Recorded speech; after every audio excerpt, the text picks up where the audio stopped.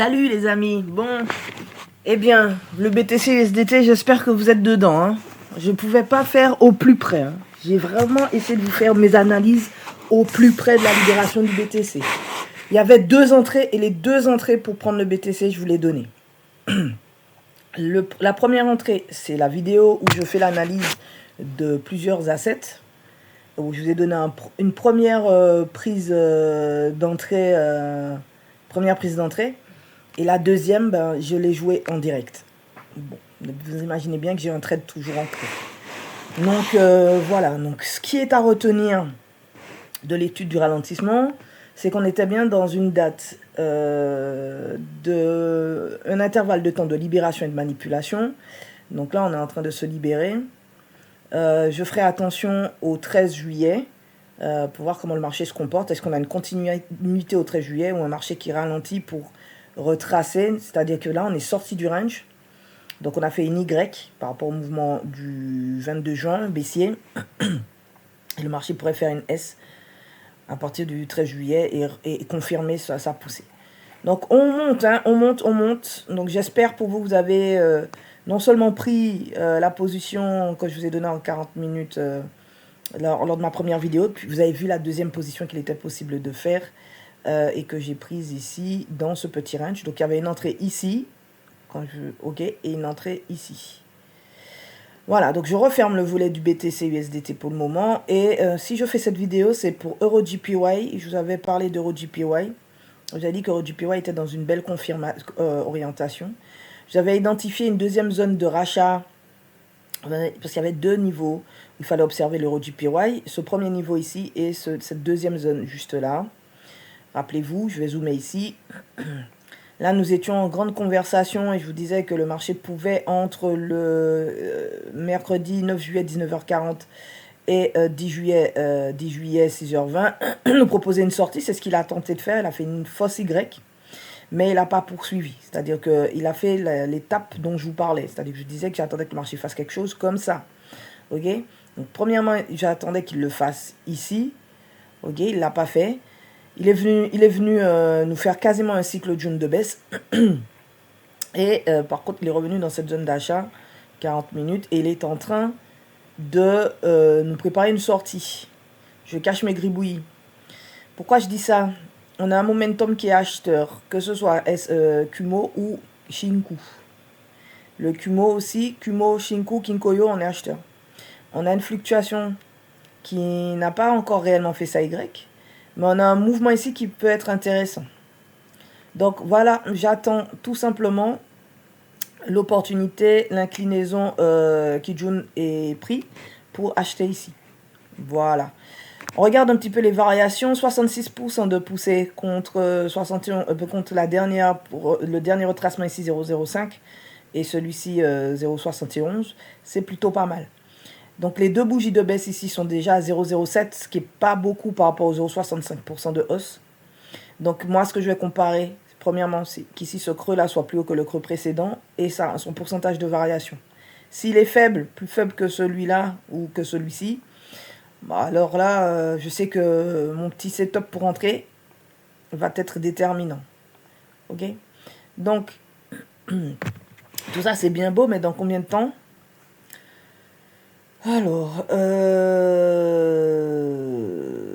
dans combien de temps? Alors, on va regarder ça ensemble. Je vais partir d'ici, puisque c'est avant le croisement de Tenken, et ensuite on va regarder là. Donc là,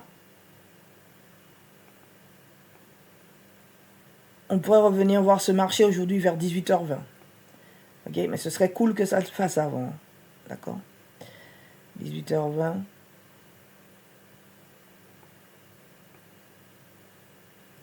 Surveillez. Aujourd'hui 13h40. 18h20.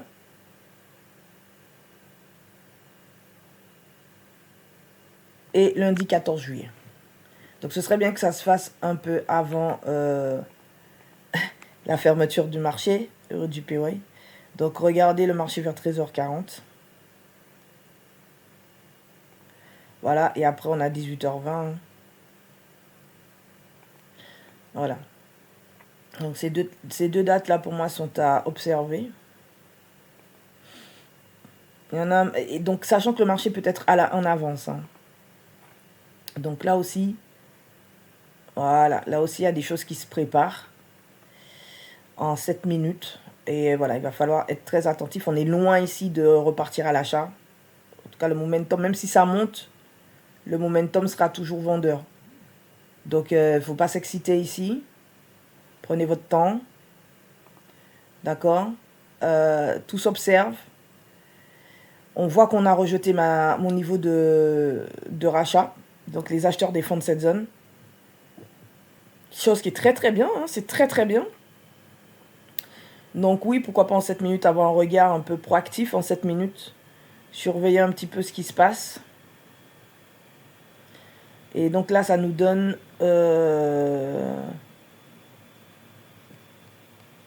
9h16 aujourd'hui, au plus près.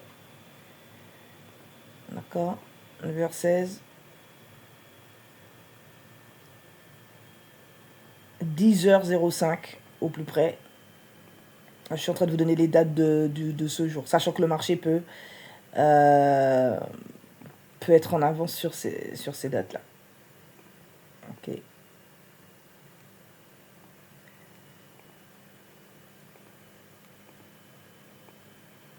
Ah, et là, le reste, on s'arrête là. Ok. Donc voilà. Si le marché doit réellement partir au plus tôt, ici, il va me faire cette configuration-là. D'accord? Et ça, je vais l'observer entre 9h16 et 11h08. Si, si ça traîne, ça met du temps, jusqu'à 12h11. Ok? Donc pour le moment, les variations vendeuses sont plus fortes. Là, cette bougie montre une variation déjà bon, c'est pas énorme, hein, 0,2%, elle est beaucoup plus faible. Donc pour le moment, le marché est toujours vendeur. Donc si j'ai une inclinaison de Kijun du prix, c'est pour vendre et j'ai une deuxième zone ici de rachat, au cas où. Sinon, dans le cas contraire, je sais ce que je dois observer et je l'observe. Donc cette vidéo, c'est pour vous dire, attention, l'Euro JPY que je vous ai annoncé est en bonne configuration. Son positionnement est très intéressant. On a une opportunité ici de prendre de l'achat. Et c'est de l'achat qu'il faut capter. Soit on le capte en 40 minutes, on attend cette baisse et on chope une entrée. Soit on se la joue très fine et on regarde en 7 minutes s'il est possible de prendre un trade au plus tôt, puisque là on est déjà sur une zone d'achat. Il y a pas mal de rejets, mais c'est encore trop tôt. Je vous le dis, c'est encore trop tôt, il faut encore un peu patienter. D'accord? Donc ça s'analyse, ça s'observe, ça se regarde. Et si vous voulez tenter d'avoir une position au plus tôt, c'est en 7 minutes à partir de 9h16 et ce jusqu'à 12h11 pour choper une opportunité. Soyez prudents sur les marchés, s'il vous plaît. N'oubliez pas de partager mes vidéos. J'essaie de vous faire des analyses et en même temps de vous faire les analyses au plus près des moments libératoires, en vous donnant un maximum d'informations pour que vous puissiez rentrer correctement. Merci de bien vouloir vous abonner si ce n'est déjà fait. Si mon mode de trading vous intéresse, n'oubliez pas que j'ai un livre sur Amazon qui s'appelle Volume Profile et Shimoku l'essentiel. Éventuellement, si vous êtes partant, je peux vous faire une classe virtuelle complètement dédiée à ceux qui achètent le livre pour l'étudier. Donc cette zone, elle n'est pas anodine, je ne suis pas sorti de nulle part. La fois dernière, j'avais parlé de cette montagne de volume juste ici et je vous avais identifié sa zone. Et le marché est en train de réagir. On est très bien positionné, je me répète encore une fois, en 4 heures pour voir le marché se libérer. Ce n'est qu'une question d'heure. En tout cas, voilà ce que j'ai à vous dire. On se tient au courant. Si jamais le marché ne fait pas ça bien, il descendra plus profondément. On viendra chercher une deuxième zone de montagne de volume. Hein. Ok. Et donc, voilà, on fera avec ce qu'on a, quoi. D'accord? Donc, c'est ici que ça va se passer. Donc, moi, j'aime bien tracer les choses au fur et à mesure, mais au cas où, voilà, on a une petite zone juste ici qui représente cette montagne, et on a cette zone juste là qui représente cette autre montagne de volume que vous voyez juste ici, d'accord? Donc, c'est cette grosse zone d'accumulation, en fait, que vous avez là, que j'ai découpé en deux en 2 fragments.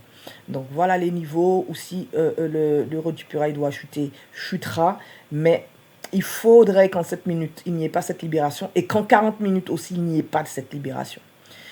Voilà, bisous et à très vite sur la chaîne STS Trading, Ishimoku Kinkoyo. Tchuss!